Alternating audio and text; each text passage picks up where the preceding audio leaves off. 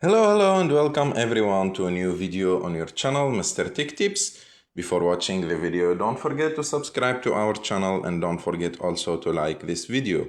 In today's video, I will show you how to add contacts to Redmi A5.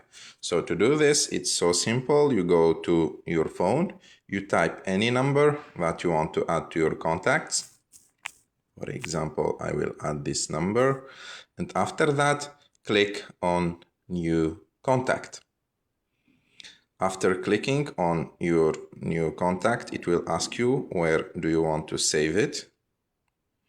I will choose in the device, and after that you type the name of the person. For example, I will name it Test, and if you have another information about that person, his company, like where he work, his title, his another phone, if he have another phone, and his email also, you can add them.